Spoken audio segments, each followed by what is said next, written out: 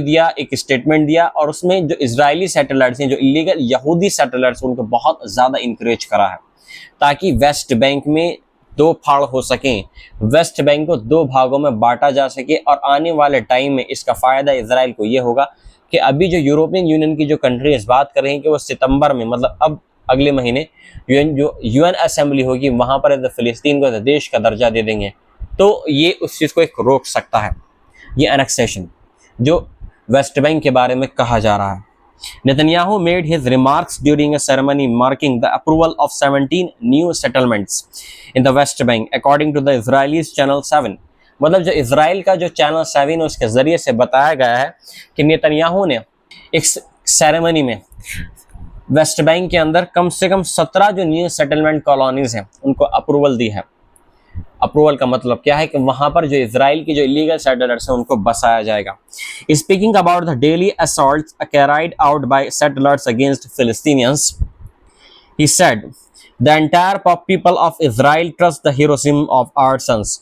मतलब वो जो सेटलर जो अटैक कर रहे हैं फिलिस्तीनियों पर, वो कह रहे हैं उनको ये कि हमारे हीरो हैं, ये इजराइल इस देश को बढ़ा रहे हैं, उसकी तरक्की दे रहे हैं, ये बोल रहा है Netanyahu. He added, from Judea and Samaria, the biblical term for the West Bank, and from all parts of the land of Israel, we were protecting this land। मतलब ये है कि वो कह रहा है कि हम आहिस्ता आहिस्ता जो लैंड है फिलिस्तीनियों से छीना है ताकि हम अपनी जगह को प्रोटेक्ट कर सकें।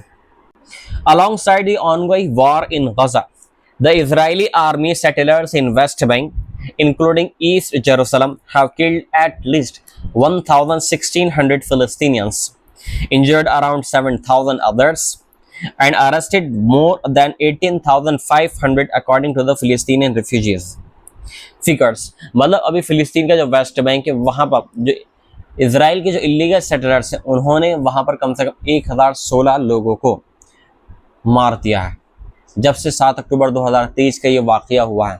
और इसके अलावा 8,000 से ज़्यादा लोग इसमें ज़ख्मी हुए हैं और इसमें 18,500 से ज़्यादा लोगों को अरेस्ट कर लिया है इजराइल ने। इसके अलावा तीसरी खबर यहाँ से लेबनान की तरफ से आ रही है। The Lebanese president has expressed regret over the inadvertent comments made by the US special envoy to Syria Tom Barrack. मतलब जो स्पेशल एनवॉय है सीरिया के लिए टॉम बैरक, उनके ऊपर बहुत नाराज़गी जाहिर की है लेबनान की सरकार ने, क्योंकि उन्होंने जो लेबनान के जो प्रेसिडेंटल